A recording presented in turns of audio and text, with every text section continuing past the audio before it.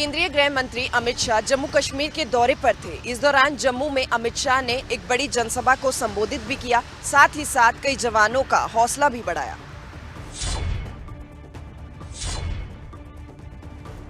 घाटी में बढ़ती आतंकी गतिविधियों के बीच केंद्रीय गृह मंत्री अमित शाह जम्मू कश्मीर के 3 दिवसीय दौरे पर पहुंचे हैं। इस दौरान उन्होंने भारतीय प्रौद्योगिकी संस्थान जम्मू के नए कैंपस का उद्घाटन किया। इस मौके पर उनके साथ केंद्रीय मंत्री धर्मेंद्र प्रधान और उपराज्यपाल मनोज सिन्हा मौजूद रहे। तो वहीं जम्मू कश्मीर दौरे के दूसरे दिन जम्मू में गृह मंत्री अमित शाह ने जनसभा को संबोधित किया और कहा कि जम्मू कश्मीर में विकास युग शुरू हो गया है। उन्होंने कहा कि वो जम्मू कश्मीर को ये कहने के लिए आए हैं कि जम्मू कश्मीर वालों के साथ अन्याय का समय खत्म हो चुका है, अब कोई उनके साथ अन्याय नहीं कर सकता। मित्रों, ये जम्मू कश्मीर के अंदर विकास का युग जो शुरू हुआ है उसको कोई रोक नहीं सकता। और मैं फिर से एक बार रिपीट करके मेरी बात को समाप्त करना चाहूंगा। ये मंदिरों की भूमि है, माँ वैष्णो देवी की भूमि है, प्रेमनाथ डोगरा की भूमि है, श्यामा प्रसाद मुखर्जी की बलिदान भूमि है।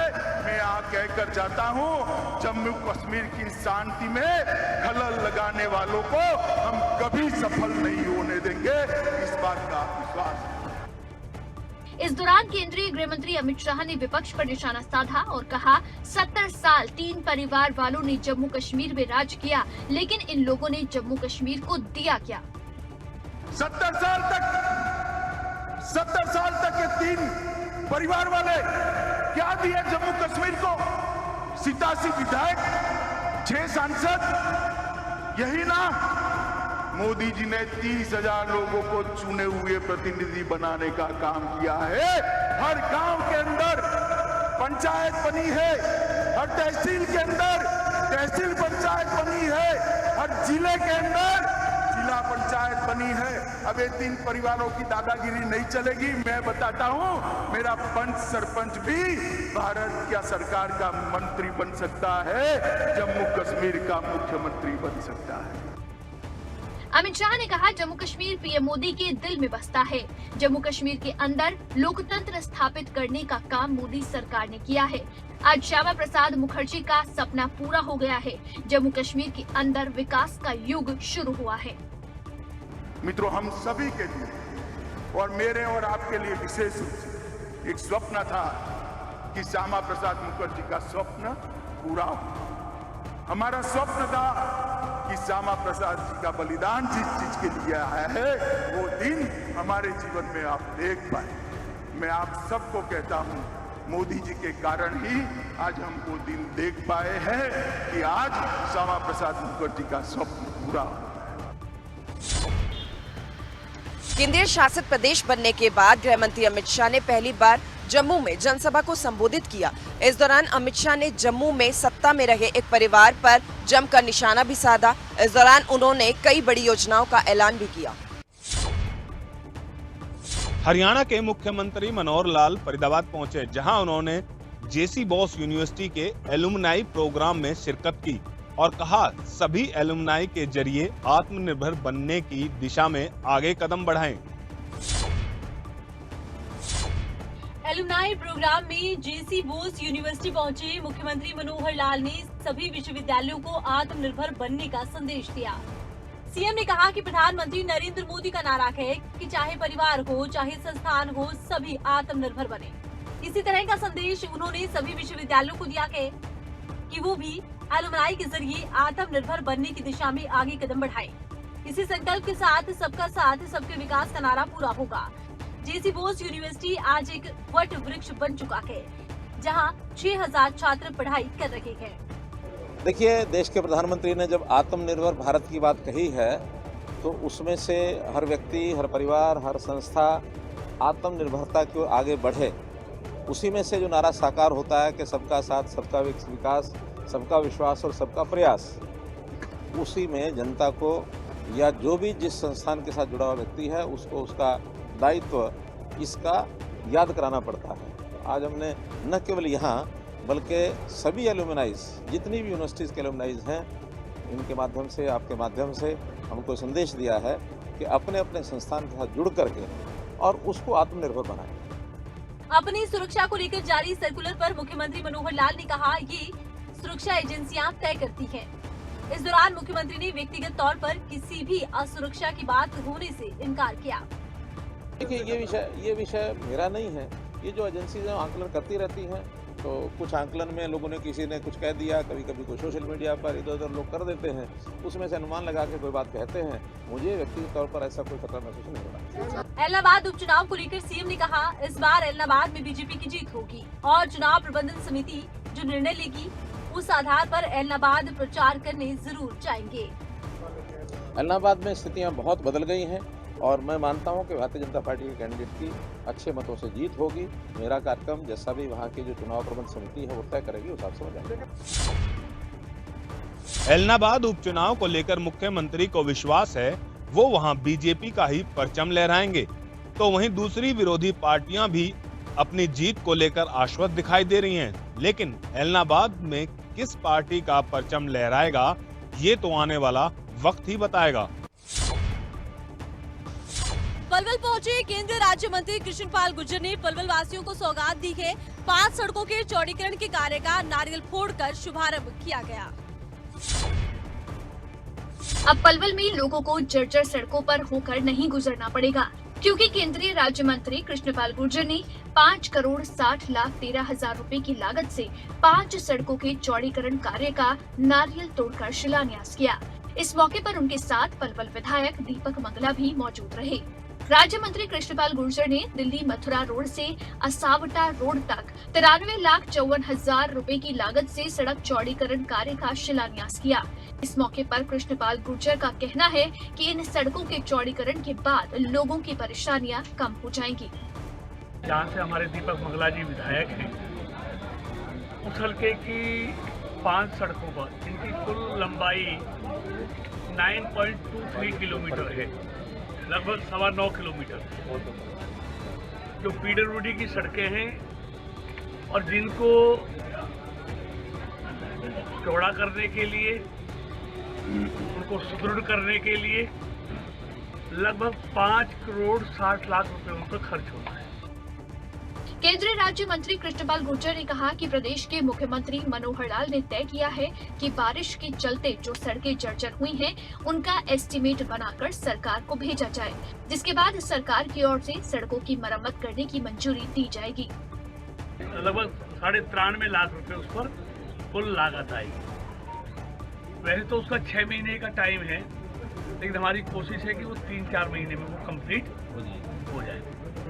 इस तरह जो दूसरी और 4 सड़कें हैं, वो लिंक रोड से झज्जू नगर वाली है, नंगला सूरजन से वाया अत्रचटा नंगला सहदेव, एक वो सड़क है लगभग 4 किलोमीटर की, एक लिंक रोड से नंदा वाला है और एक है बड़ौली से टीकरी वाया लालगढ़। ये कुल 5 सड़कें हैं जिनके बारे में मैंने आपको बतलाया है। केंद्रीय राज्य मंत्री कृष्णपाल गुर्जर का कहना है कि 6 महीने के अंदर अंदर इन सड़कों के चौड़ीकरण का कार्य पूरा हो जाएगा। अब देखना ये होगा क्या सच में ये पूरा कार्य 6 महीने में पूरा हो भी पाएगा या नहीं। हरियाणा के कृषि मंत्री जेपी दलाल ने अपने आवास पर जनता दरबार लगाकर लोगों की समस्याएं सुनी। इस दौरान जेपी दलाल ने कई मुद्दों पर अपनी राय रखी और दावा किया कि मनोहर लाल हरियाणा के तीसरी बार मुख्यमंत्री बनेंगे। हरियाणा के कृषि मंत्री जेपी दलाल ने अपने निवास पर जनता की समस्याओं को सुना। जनता की समस्याओं को सुनने के साथ साथ जेपी दलाल ने कई और मुद्दों पर भी बातचीत की। हरियाणा के सीएम बदले जाने और मंत्रिमंडल में होने वाले बदलाव को लेकर उन्होंने बयान दिया। जेपी दलाल की माने तो हरियाणा के मुख्यमंत्री मनोहर लाल हरियाणा में फिर राज करेंगे। मतलब साफ है कि जेपी दलाल ने मुख्यमंत्री मनोहर लाल की अगले विधानसभा चुनाव में भी जीत का दावा किया है। बदला जाएगा, सबसे अच्छा काम किया है, गरीब कल्याण के लिए काम कर रहे हैं। कुछ लोग जो हैं, जो सत्ता की भलाई खाते थे, बिचौलियों का काम करते थे, वो इस तरह की बात करते हैं। आम आदमी जो है ये चाहता है कि मुख्यमंत्री मनोहर लाल जी अभी भी रहे और अगली बार फिर चुन के आए। मंत्रिमंडल का विस्तार करना हमारी जो मुख्यमंत्री जी का प्रोरोगेटिव है, हमारी पार्टी के ऊपर के जो नेता हैं उनका मामला है। वो जब चाहेंगे जो उचित समझेंगे। और भारतीय जनता पार्टी में कोई भी जिम्मेदारी दी जाती है किसी भी कार्यकर्ता को, आपने देखा होगा गुजरात के अंदर कि 100% मंत्रिमंडल को बदल दिया। अब जहां एक और जेपी दलाल कई अफवाहों को लेकर बयान देते नजर आए और जनता की समस्याओं के समाधान की बात करते नजर आए, तो वहीं दूसरी ओर जेपी दलाल ने प्रियंका गांधी के साथ प्रतिज्ञा यात्रा पर कहा कि कांग्रेस चुनाव से पहले जनता को लालच देने के लिए ऐसे वादे करती है। जेपी दलाल की माने तो कांग्रेस हर बार चुनाव से पहले झूठे वादे करती है। पूरा नहीं किया। अब भी चुनाव के वक्त ये कुछ न कुछ ललचाने वाले, आकर्षण वाले नारे देते हैं, लेकिन सच्चाई ये है कि कांग्रेस धरातल पर कहीं नहीं है। सभी लोग कहते हैं कि कांग्रेस पूरे देश में समाप्त हो रही है। उत्तर प्रदेश में तो इनकी सीटें ही नहीं आ रही है और डूबता हुआ जहाज है। कांग्रेस में फूट है, ग्रुपों में बटी हुई है, भगदड़ मची हुई है। वहीं दूसरी ओर कृषि मंत्री जेपी दलाल ने कहा कि हरियाणा सरकार हर गरीब आदमी को ध्यान में रखकर काम कर रही है। जेपी दलाल ने कहा कि बीजेपी शासनकाल में नीतियों को ध्यान में रखकर काम किया जाता है। तेल के बढ़ते दामों को लेकर विपक्ष लगातार सरकार पर हमलावर है। इसी बीच सरकार के मंत्री भी अब सफाई दे रहे हैं कि आखिर तेल के बढ़ते दामों के पीछे वजह क्या है। बढ़ती महंगाई और आसमान छूते सब्जियों के दाम, बची कसर तेल की बढ़ती कीमतों ने पूरी कर दी। अक्टूबर महीने में कुल मिलाकर तेल की कीमतें 20 से भी ज्यादा बार बढ़ चुकी हैं, जो कि जनता की परेशानियों को बढ़ाने के लिए काफी है। अब जनता परेशान है तो मंत्री भी बढ़ती महंगाई का कारण बता रहे हैं। हरियाणा के कृषि मंत्री जेपी दलाल की माने तो बेमौसमी बरसात से उत्पादन पर असर पड़ा, जिससे सब्जियों के दाम बढ़े हैं। साल में एक आध बार ऐसा वक्त आता ही है जब सब्जियों के दाम बढ़ जाते हैं। इस वक्त जो है बेमौसमी बारिश की वजह से हमारा जो सब्जियों का प्रोडक्शन कुछ दिन के लिए रुक गया और किसान के जो प्रोडक्शन हो जाता है तो 50 पैसे 60 पैसे रुपये किलो भी उसको बिकता है। तो किसान को भी कभी कभी तो पैसा मिलना चाहिए, लेकिन ये स्थिति बहुत जल्दी सुधर जाएगी क्योंकि अब मौसम साफ हो चुका है, प्रोडक्शन एकदम से आएगा और सब्जियों के दाम तो तुरंत गिर जाएंगे। वहीं बढ़ती महंगाई को लेकर केंद्रीय राज्य मंत्री कृष्णपाल गुर्जर ने भी बयान दिया। कृष्णपाल गुर्जर की माने तो तेल और डीजल की बढ़ती कीमतों पर सरकार का कंट्रोल नहीं है और ना ही कीमतों को कम करना सरकार के हाथ में है। तेल की कीमतें अंतर्राष्ट्रीय बाजार में होने वाले उछाल के कारण बढ़ी हैं। पेट्रोल और डीजल ये अब सरकार के बंधन से मुक्त हैं। अब ये इनकी कीमतें ना सरकार तय करती है, ना घटाती है, ना बढ़ाती है। उसके लिए अलग अथॉरिटी बन गई है। अंतर्राष्ट्रीय बाजार के हिसाब से कीमतें बढ़ती हैं। अगर अंतर्राष्ट्रीय बाजार में कीमतें कम होती हैं तो कम होती है। तो इसलिए इसका संबंध सरकार से नहीं है, अंतर्राष्ट्रीय बाजार से उसकी कीमतें तय होती हैं। और वैसे भी देखिए इन सब में हिस्सा राज्य सरकारों का भी है, केंद्र सरकार का भी है। और आपको अच्छी तरह मालूम है केंद्र के करों में पहले राज्य सरकारों का हिस्सा 35% हुआ करता था। तेल के बढ़ते दामों पर एक तरफ वार पलटवार का दौर जारी है, दूसरी तरफ आम जनता भी मांग कर रही है कि सरकार को कुछ बड़े कदम उठाने होंगे, बढ़ती महंगाई पर लगाम लगानी होगी, क्योंकि केवल तेल के दाम नहीं बढ़ रहे बल्कि सब्जियों के दाम भी बढ़ रहे हैं। अंबाला में दिल्ली अमृतसर नेशनल हाईवे पर एक भीषण सड़क हादसा हो गया। हादसे में एक नाबालिग की मौके पर मौत हो गई, जबकि एक और गंभीर रूप से घायल हो गया।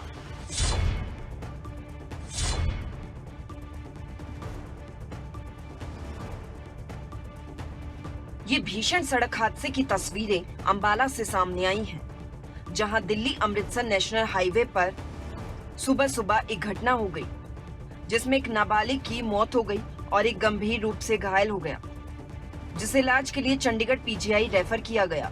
जानकारी देते हुए पुलिस चौकी इंचार्ज ने बताया कि उन्हें सूचना मिली थी कि नेशनल हाईवे पर एक सड़क हादसा हो गया है पुलिस का कहना है कि इस मामले की जांच कर रही है, उसके बाद ही कुछ कहा जा सकेगा। सवेरे सूचना मिली थी 3:30 बजे, एक ट्रक का और कार का एक्सीडेंट हुआ है। जो मौके पर पहुंचे हैं और घायलों को सिविल अस्पताल बालासार पहुंचाया। उसमें से एक लड़का एक्सपायर हो चुका है मौके पे। उम्र कितनी थी? उम्र करीब 16 साल पता लगी है इसकी। और दूसरे की 16 साल ही है। उसका 32 सेक्टर 32 रेफर किया हुआ है। सर किस तरह एक्सीडेंट हुआ, कुछ तरह देखेंगे, अभी तफ्तीश कर रहे हैं उसकी। बताया जा रहा है कि पंजाब की तरफ से जा रहे एक ट्रक के पीछे से कार टकरा गई। इस दौरान कार पूरी तरह से क्षतिग्रस्त हो गई और कार में सवार एक नाबालिग की मौत हो गई। हादसा इतना भयानक था कि कार के परखच्चे तक उड़ गए। फिलहाल मौके पर पहुंची पुलिस ने इस मामले में अपनी जांच पड़ताल शुरू कर दी है। पुलिस की जांच पड़ताल के बाद ही इस हादसे में किसकी लापरवाही है ये साफ हो पाएगा और उसके बाद ही पुलिस इस मामले में आगे की कार्रवाई करेगी। हादसे की सूचना पाकर पुलिस मौके पर आई। पुलिस ने मामले की जांच शुरू की। पुलिस मामले में जांच कर रही है कि किस तरह से ये हादसा हुआ है, क्या किसी की लापरवाही है। जांच के बाद ही पुलिस आगामी कार्रवाई करेगी। हरियाणा में मासूमों के साथ आपराधिक घटनाएं लगातार बढ़ती ही जा रही हैं। अब ऐसे ही 2 मामले नूंह और गुरुग्राम से सामने आए हैं, जिसने पुलिस की कार्यप्रणाली पर सवाल खड़े कर दिए हैं। हरियाणा से 2 मासूमों के साथ दरिंदगी की वारदातें सामने आई हैं। इन वारदातों ने सभी को हिलाकर रख दिया है। पहली वारदात नूंह जिले से सामने आई है, जहां एक नाबालिग रेप पीड़िता के पेट में 8 महीने का गर्भ पल रहा है, लेकिन पुलिस ने अभी तक रेप के आरोपी और उसका साथ देने वाली महिला की गिरफ्तारी नहीं की है।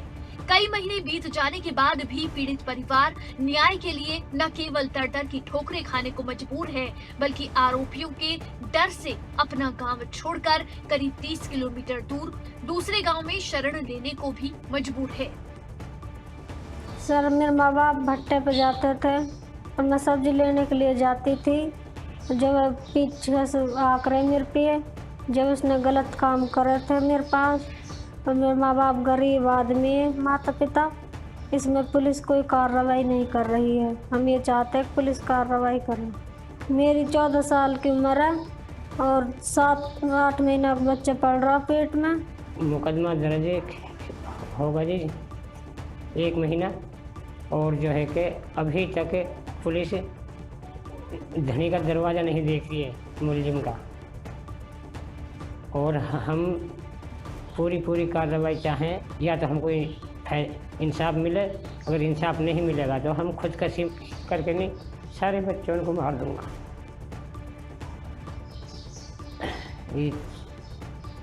इसमें भी ये बोलते हैं कि या तो फैसला करो वरना तो नहीं, हम जो है कि तुमको जान से मार देंगे, और अगर आगे कार्रवाई करी तो भी मार देंगे। इसलिए हम अपना गांव छोड़ के नहीं निकल आए।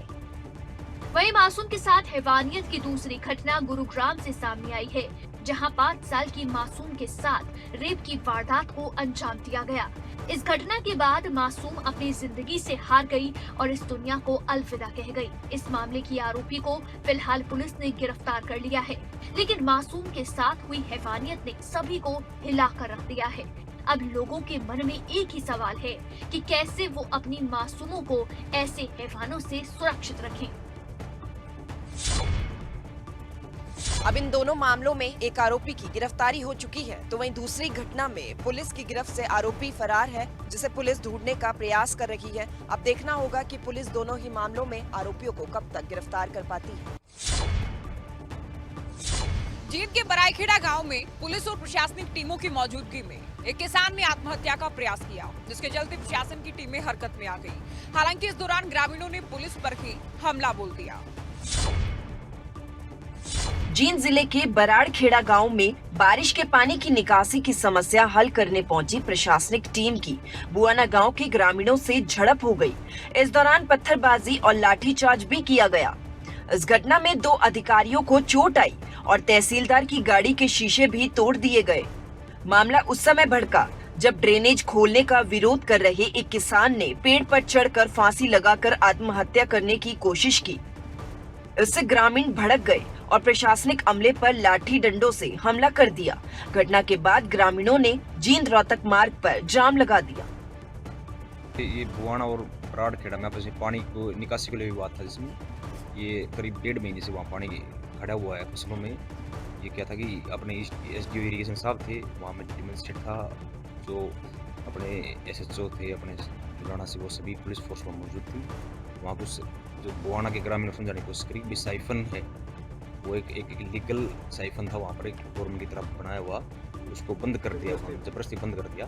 जब ये इलीगल था वो समझाया बुझाया कि आप इसको खोल दो, ताकि 350 एकड़ ज़मीन जो अगले गाँव की जो खड़ी है, ताकि ये फसल जा चुकी है उनकी, ताकि नेक्स्ट फसल जो कि फसल रबी की फसल को हो जाए किसानों के लिए। किसान जल भराव से पहले ही परेशान है।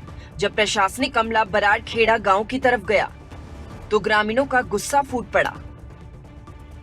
लेकिन लिखित में देने के लिए तैयार थे, लेकिन उसके बाद उन्होंने अपने आप एक वो किसान को उसके बेटे ने मिलकर वीडियो बना के ऊपर एक वो सुसाइड के लिए साके चढ़ा दे के चढ़ो भाई यहाँ पर। उसको हमने फिर एसएचओ साहब जो समरवीर से, उन्होंने वहाँ पर जाके एकदम चढ़ के ऊपर उसको पैरों के नीचे सिर डाल के बचाया। इस बीन बिटवीन फिर उन्होंने हमारे ऊपर असल्ट शुरू कर दिया, लाठियाँ बरसाई। मेरे जैसे हाथ और पैर में चोट लग रही है, एसडीओ साहब ये लग रही है, गाड़ी पथराव किया, जान से मारने की धमकी दी जैसे वहाँ पर, और पीछे भी जैसे उन्होंने किया है, चेज भी किया गाड़ी को। ग्रामीणों की मांग है कि पानी निकासी के लिए उस ड्रेन को खुलवाया जाए जो कि साल 1995 में बनाया गया था। लेकिन किसानों की इस मांग और पुलिस पर किए गए हमले के बाद क्या कुछ कार्रवाई की जाती है, ये भी देखने वाली बात होगी। भिवानी में बदमाश किस कदर बेखौफ है, इसकी ताजा तस्वीरें तोशाम से सामने आई हैं, जहां पर 4 हथियारबंद बदमाशों ने एक ज्वेलर्स की दुकान को लूट लिया और जाते जाते फायर कर 3 लोगों को घायल कर गए।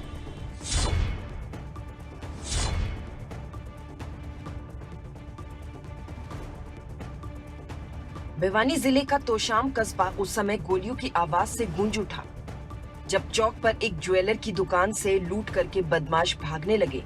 दुकानदार ने हो हल्ला किया तो पड़ोसी दुकानदार उठकर आए, जिन पर लुटेरों ने एक के बाद एक 10 से 12 गोलियां दाग दी। वहीं इनमें से एक गोली वहां सब्जी लेने आए प्रवासी मजदूर को भी लगी। बताया जा रहा है कि लुटेरे 7 से 8 लाख रुपए के कीमती जेवरात लेकर फरार हो गए, जिसके बाद गोली लगने से घायल दुकानदारों को हिसार ले जाया गया और एक व्यक्ति को भिवानी नागरिक अस्पताल में भर्ती करवाया गया। तो सामने रहते हैं जी हम। किस चीज की दुकान है? काम करते हैं हम, तो सब्जी लेने गए थे जी। सब्जी लेने गए थे? हाँ जी। तो क्या हुआ वहाँ पर? वहाँ पता नहीं क्या हुआ, हम जा रहे थे, बस गोली शुरू हो गया चलना, बस हम डायरेक्ट गिर गए। वहीं डॉक्टर ने बताया कि उनके पास तोशाम से रेफर होकर राजकुमार नामक व्यक्ति आया, जो तोशाम बाजार में गोली चलने से घायल हुआ है। उन्होंने बताया कि राजकुमार के पैर पर गोली लगी है, जिसका इलाज चल रहा है। एक पेशेंट आया राजकुमार नाम से, तोशाम से रेफर होके, उसकी जो एमएलसी है वो प्रिपेयर हो रखी है और पीआई भी उन्होंने तोशाम वाले डॉक्टर साहब ने भेज रखी है। गन शॉट इंजरी का पेशेंट है वो, बाजार में एक्सीडेंटली गोली लगी हुई है उसकी राइट पैर में नीचे वाले हिस्से पे, और हमने उसको यहाँ पे एक्सरे के लिए भी एक्सरे रेडियोग्राफर को बुलाया, कॉल भेजी है, एक्सरे करवा के देखते हैं कि जो गोली है फोन बॉडी है वो अंदर ही है या बाहर निकल गई है। उसके बाद जैसे भी सर्जन को है, स्पेशलिस्ट को हम और कॉल भेजेंगे और उसका इलाज चालू करें। एडमिट कर दिया पेशेंट को। अब इस घटना के बाद तोशाम के बाजार में सन्नाटा फैल गया, तो वहीं आसपास के लोगों में दहशत का माहौल बना हुआ है। जिले में आए दिन बढ़ रही लूटपाट की घटनाएं पुलिस की कार्यप्रणाली पर सवाल खड़े कर रही है, क्योंकि बदमाश आए दिन बड़ी बड़ी घटनाओं को पुलिस की नाक के नीचे अंजाम दे रही हैं और पुलिस उन्हें रोकने में नाकाम साबित हो रही है। वहीं सूचना मिलते ही पुलिस मौके पर पहुंची और दुकान में लगे सीसीटीवी को चेक किया, लेकिन वो बंद मिले। फिलहाल पुलिस को लुटेरों का कोई सुराग नहीं लगा है, लेकिन पुलिस का दावा कि जांच के बाद जल्द ही बदमाशों को गिरफ्तार कर लिया जाएगा।